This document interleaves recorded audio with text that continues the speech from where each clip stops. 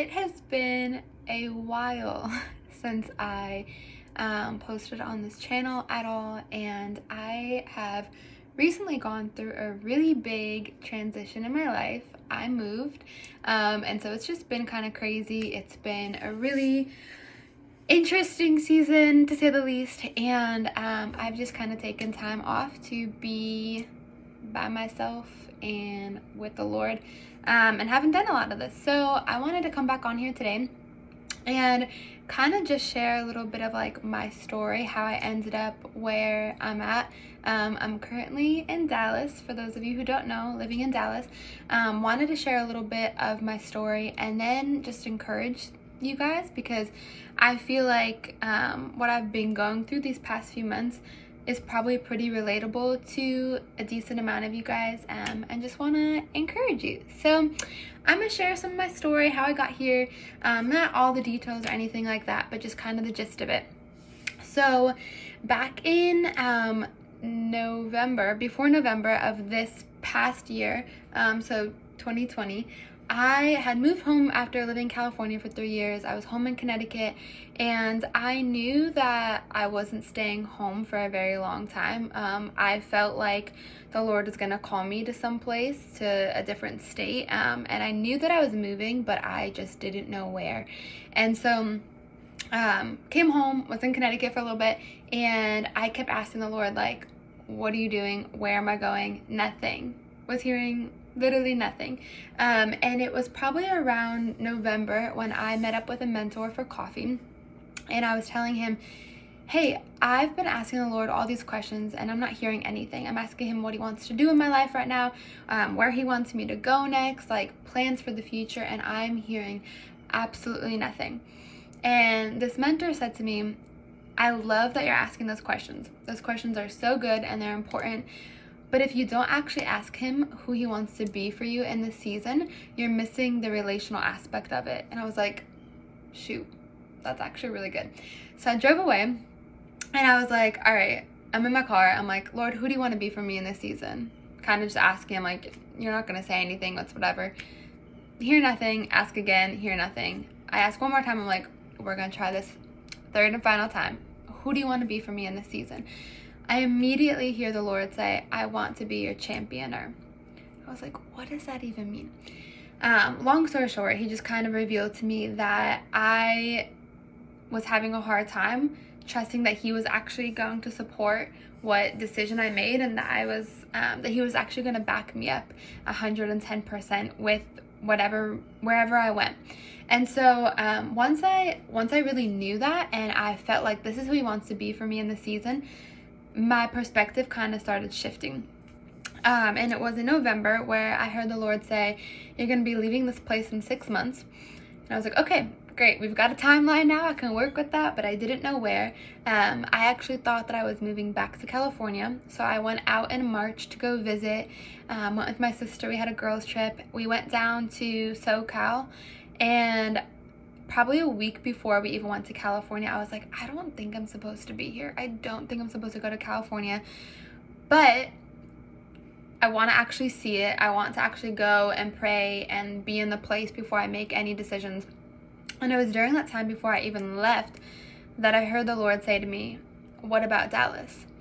And I was like, what do you mean, what about Dallas? Like, that is not a question. No. Like, I used to say when I was little all the time, I was like, I want to live in Texas one day. Like, I love Texas so much, but I hadn't thought about that in years. It was like a dream when I was a little girl and hadn't thought about it in years.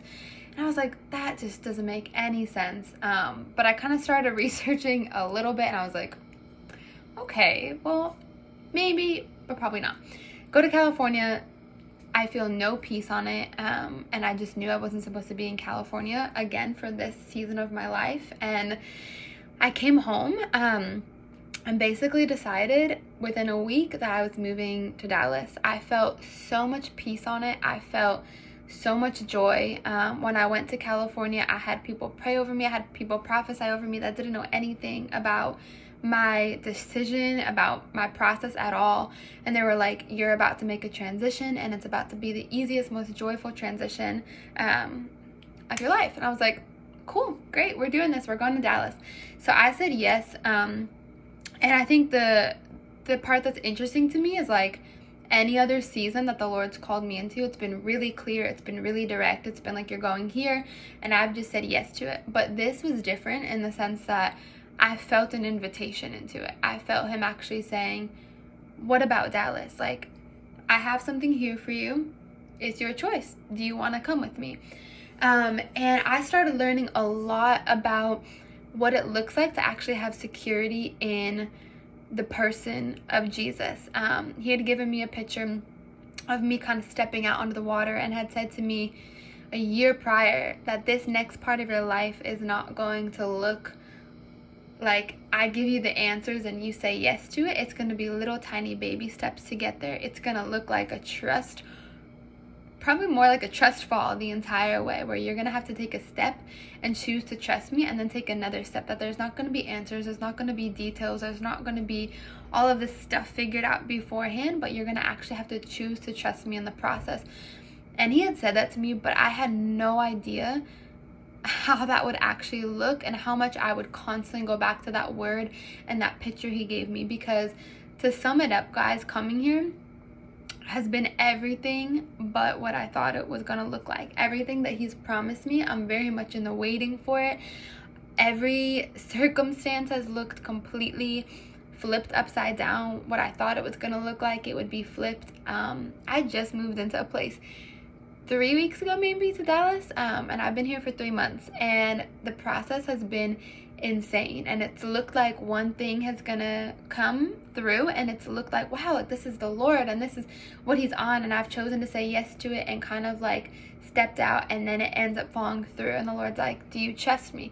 Do you trust me to catch you? Do you trust me to get you to the next part? And I had to learn that I had a lot of security in the words that he spoke to me, which is a good thing, but I had way more security in the words that he said rather than the personhood and the characteristics of Jesus. Who he is at his nature, to his core, is good. Who he is faithful. Who he is kind. Who he is generous.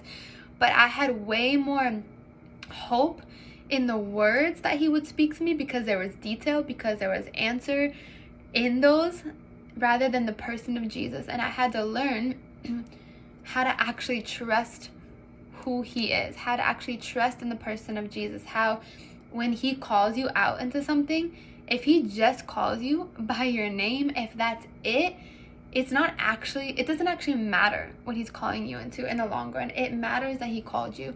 And I'm very much at the end of this process right now, and it's been a long time coming, but actually learning to trust who he is and step out in that. And so I just kind of wanted to share a few things with you guys and then leave it at that.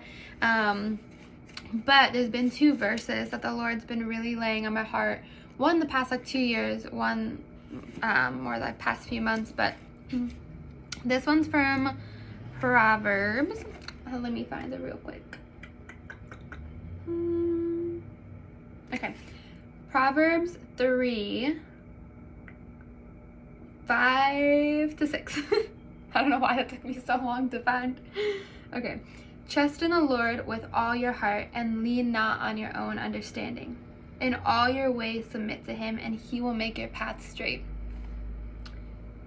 Guys, I love this, and I think that this is so important. It literally says, trust in the Lord with all your heart and lean not on your own understanding. I think especially right now, the tendency for a lot of us is to try to make sense of things. We want to try to understand what's happening in the world around us. We want to try to understand what's happening in our own lives and why things aren't working out the way that we thought that they would work out, or why we aren't at the place that we want to be at right now. But it literally says, lean not on your own understanding. And when we don't lean on our own understanding, we actually get to choose to submit all of our plans, all of our ways to him. And it says that he will make your path straight. Literally, how good is that? We don't have to do anything, and he will make our path straight. I just got to say, hey, I actually don't have understanding. I can ask all the questions that I want, but at the end of the day, I might not have understanding, but that's okay. I can submit those things to you, and I can trust that you can make my path straight. And I think that there's some things, even now that a lot of us, we've been holding on to too tightly, and we've been trying to do it in our own strength. And he's saying, hey, if you'll give that thing back to me, I'll actually make your path straight. I'll actually work everything out for your good, because that's who I am.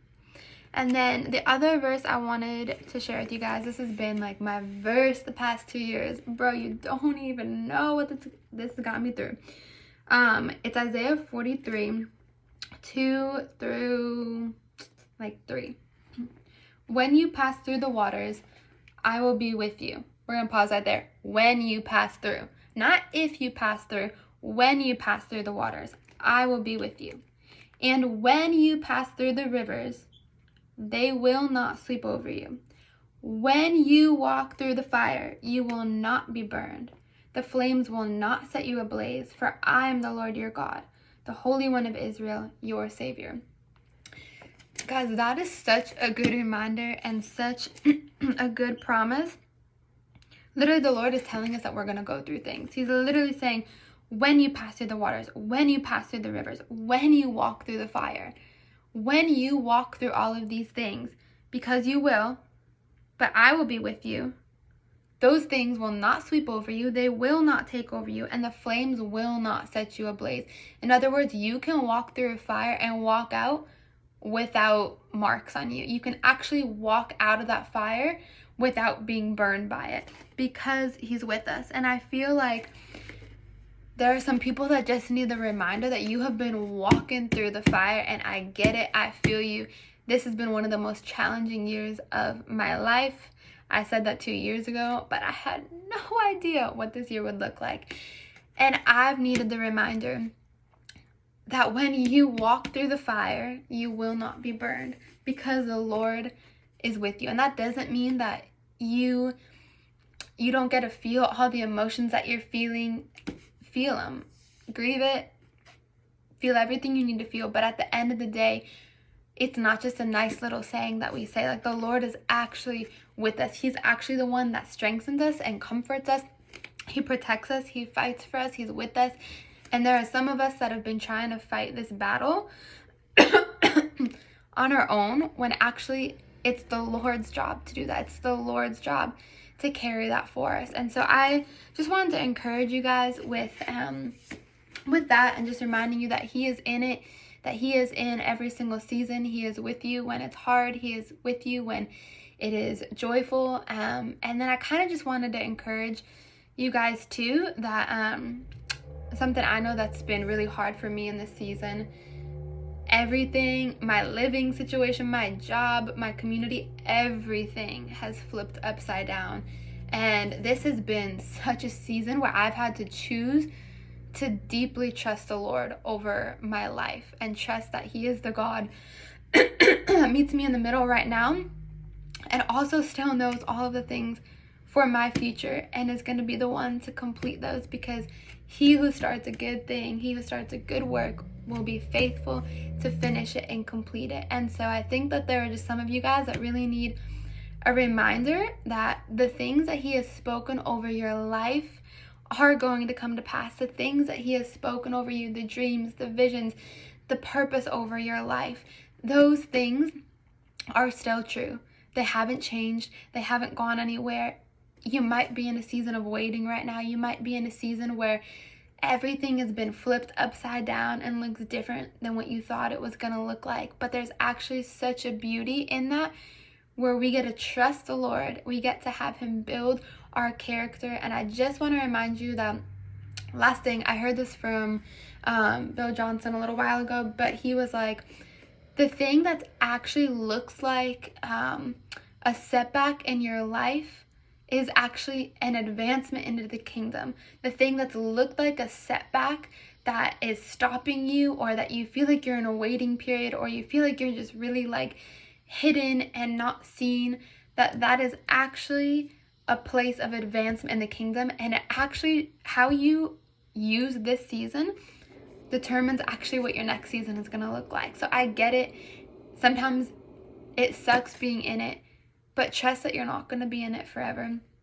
Take this time to really press in with the Lord, to actually really like spend time with him, to get to know you better, to get to know the Lord better, and trust that He's using this season for a purpose, and you actually need this season for the refining and for the character building that he's doing to actually bring you to the next stage of life that he's got for you. So I hope that encouraged somebody. And I hope you guys have a good rest of your day, and that you just know that you're loved and that you have purpose, and that your life is just really, really, really, really, really, really important. And it was important enough for someone to die for you. So live with that truth. Have a good day, and I'll talk to you guys later.